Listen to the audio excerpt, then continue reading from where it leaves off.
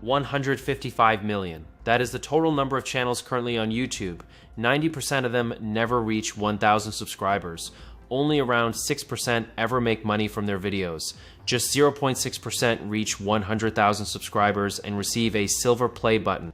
And only a tiny fraction, roughly 2,600 to 2,800 channels worldwide, ever cross 10 million subscribers. Those numbers already made YouTube look brutally difficult, but they were produced in a world where making videos was expensive. In 2026, that world is gone. For 20 years, uploading meant paying up front, filming, editing, months spent learning a craft, and that price is what rationed how many videos could exist. It's gone. As of late 2025, more than 1 million channels generate content every single day using YouTube's own built-in AI tools, and the raw input rate to the platform is now 500 hours of video a minute, 720,000 hours a day, more than 80 years of footage arriving in the time it takes to watch one film. Which is why the oldest piece of advice creators ever hear, keep your expectations low, is now true for a reason that has nothing to do with your feelings. It was always sold as emotional armor against burnout. But when 155 million channels are all uploading into a fixed pool of human attention, and the supply of uploads goes vertical while the number of eyeballs doesn't move, the attention available per video collapses as a matter of plain arithmetic. Low expectations aren't protection anymore. They're just an accurate reading of the division problem.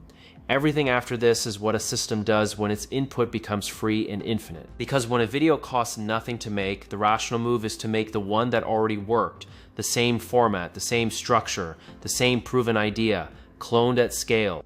This is why the single most repeated growth instruction of the last decade was some version of stop trying to be original, find what's working and copy it. As advice in a world of scarce production, it was even correct.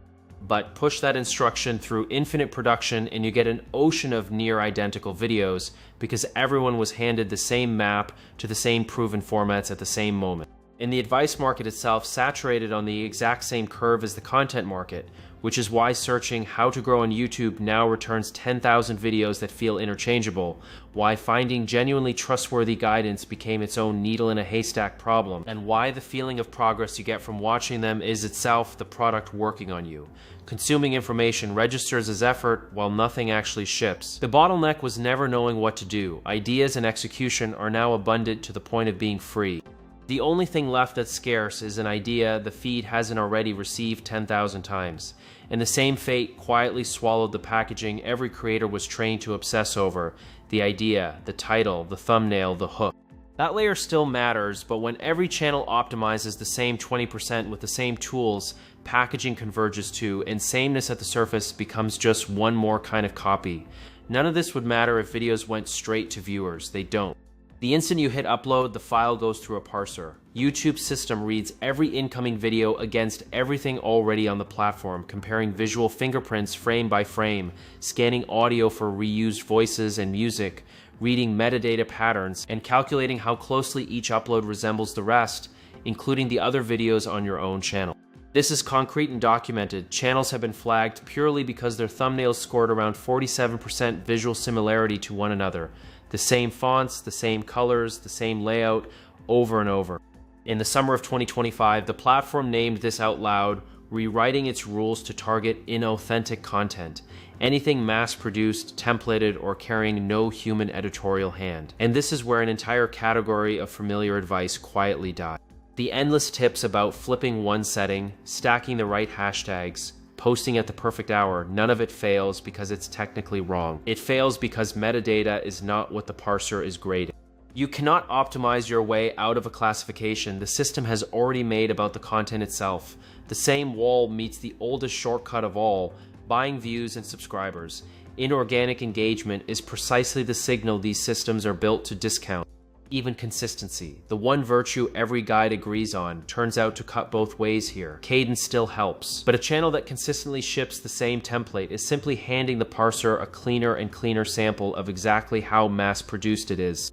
Consistency of a person is a signal. Consistency of a format is evidence. Say a video survives all of that and still gets recommended. It now meets the second judge, and the second judge has changed.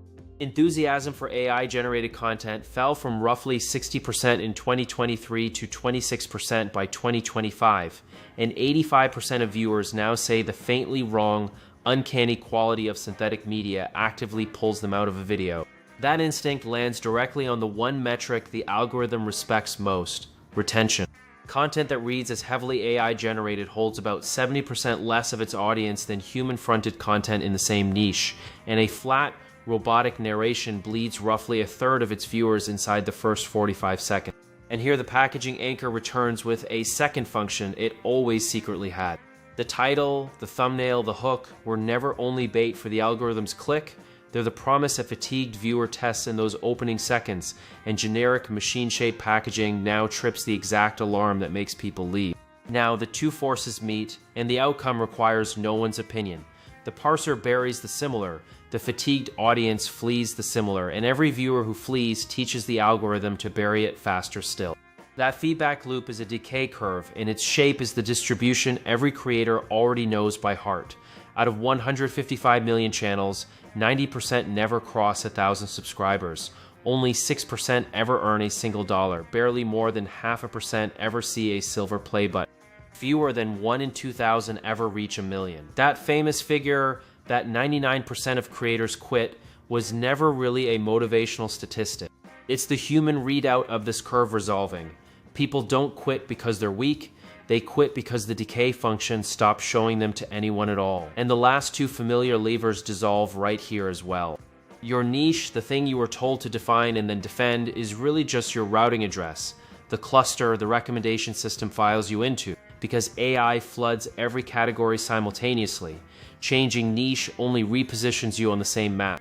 And that monetization milestone everyone chases, the 6% threshold, was never a finish line either. It's simply one coordinate on the decay curve, and most channels decay before they ever reach it. The curve has exactly one property left to state, and it is the entire conclusion. For years, the shorthand was the 80-20 rule. 20% of the work drives 80% of the result. That was an understatement. Even after daily uploads exploded into the millions, the top 1% of videos now hold 91% of all watch time on the platform. Supply went vertical, attention never moved an inch. The decay function drives the resemblant towards zero and leaves the distinct very nearly untouched, because distinctness is the single coordinate it cannot register as a copy, and the single thing a tired audience does not scroll past. Which is why the one input a creator still fully controls is not knowledge but iteration, the raw reps. A machine can now reproduce the technical skill of 500 videos in a weekend, but it cannot compress the thing those repetitions actually build: judgment, taste, a point of view. And you can watch that precise coordinate sitting in the live data. Sakling Khan's channel reached 400,000 subscribers on 9 videos, the first one going viral, and it reads like pure luck, right up until you learn the person behind it had already made more than 500 videos on an earlier channel first. The transferable advantage was never the editing. It was the taste those 500 videos formed, the one signal that reads to the parser and the viewer at once as a person rather than a factory. On this curve, that signal is the only value that does not trend to zero.